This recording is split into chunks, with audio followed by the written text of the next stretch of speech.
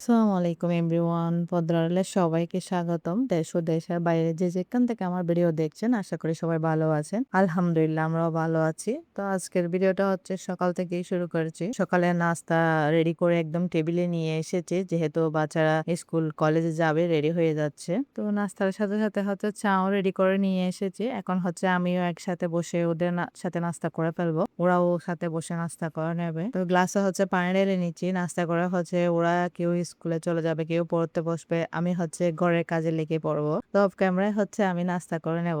তো নাস্তা খাওয়ার পর সবকিছু বেসিনে নিয়ে রেখে দিচ্ছি। কারণ হচ্ছে এখানে সবাই খেয়ে ফেলেছে। এখন বাচ্চারা স্কুলেও চলে গেছে। তো হচ্ছে আমি এখন আস্তে আস্তে একটা একটা কাজ গুছিয়ে নেব।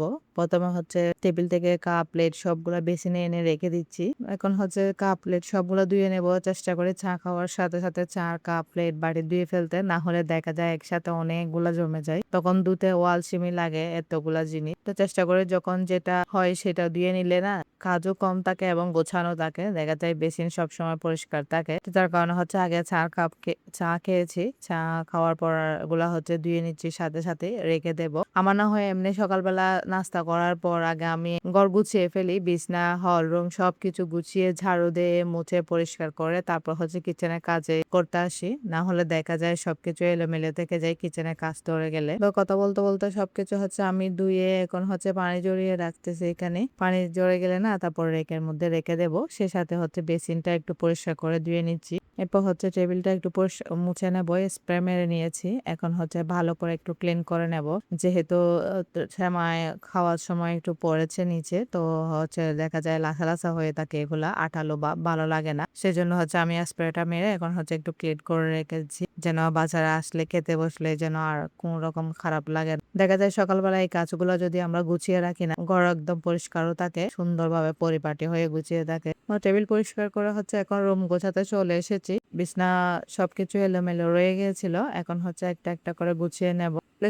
সকালের কাজগুলো না একটার পর একটা যখন গুছিয়ে করা হয় তখন অনেক ভালো লাগে। ঘর যখন একদম গোছানো হয়ে যায়, ঘর ঝাড়ু দিয়ে পরিষ্কার হয়ে যায়, লাগে অনেক কাজ করে ফেলেছি এবং মনেও অনেক শান্তি কাজ করে। কাজ তো হয়ে এসেছে। আসলে যাদের ছোট বাচ্চা আছে এই কাজগুলো না করতে অনেক টাইম লেগে যায়। কারণ দেখা যায় হয়তো বিছানা গোছাতে আসছে, বাবু এসে গেছে বা কান্না করতেছে, ওকে আবার টাইম দিতে হয় 15 মিনিট 20 মিনিট, তারপর হচ্ছে আবার ওই কাজটা করতে হয়। রান্না করতে গেলেও সেম একই অবস্থা। একটু উঠে আবার রান্না করে আবার ওকে কোলে নিয়ে এভাবেই চলতে থাকে। না হলে 2 ঘন্টার কাজ এগুলা হচ্ছে পুরো ঘর গোছানো পরিষ্কার করা, এগুলা হচ্ছে 2 ঘন্টার মধ্যেই হয়ে যায়। আসলে সংসারের কাজগুলো না করতে করতে আস্তে আস্তে অভ্যাসে পরিণত হয়ে যায়। সংসার হচ্ছে একটা শান্তির জায়গা, এখানে আমরা নিজের মতো করে সবকিছু গুছিয়ে করতে পারি, রাখতে পারি। তো বলতে বলতে আমার হচ্ছে বিছানা গোছানো হয়ে গেছে। তো একটু বাইরে গিয়েছিলাম।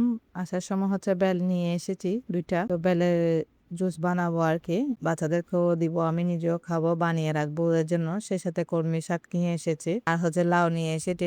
আমি কুসাও চুলে নিয়ে এসেছি রান্না করার জন্য। আসলে মাঝে মাঝে না ভিডিও করতেও ভুলে যাই। তো এখানে হচ্ছে ফ্রেশ দুধ নিয়ে এসেছিলাম। এসে অফ ক্যামেরা হচ্ছে এখন রান্না করে নেব। কারণ হচ্ছে আজকে বাবুকে একটু টিকা দিতে নিয়ে যাব।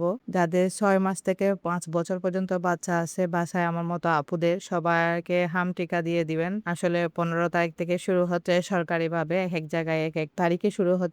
ডেটটা আলাদা আলাদা। তো ফ্রি যেহেতু হাম এখন প্রকোপ ছড়িয়ে পড়েছে বাংলাদেশে। সবখানে হচ্ছে এখন। তো তার কারণে বাচ্চাদের সরকারিভাবে টিকা দেওয়া হচ্ছে। আপুরা চেষ্টা করবেন বাচ্চাদেরকে টিকাটা দেওয়ার জন্য। তো টিকা দিয়ে আসার সময় হচ্ছে আমি বাচ্চাদের জন্য সমোসা তারপর হচ্ছে পেঁয়াজু নিয়ে এসেছিলাম। দোকানের সমোসা পেঁয়াজু গুলা অনেক মজা খেতে। সাথে হচ্ছে পাউরুটি নিয়ে এসেছিলাম। আর হচ্ছে ডিম নিয়ে এসেছি। কলাও নিয়ে এসেছি। তো আজকের ভিডিওটা এটুকুই। যদি ভালো লাগে একটা লাইক এবং সাবস্ক্রাইব করবেন, বেল বাটন অন করে রাখবেন পরবর্তী ভিডিও দেওয়ার সাথে সাথে যেন নোটিফিকেশন পৌঁছে যায়। ভালো থাকবেন, সুস্থ থাকবেন। আল্লাহ হাফেজ।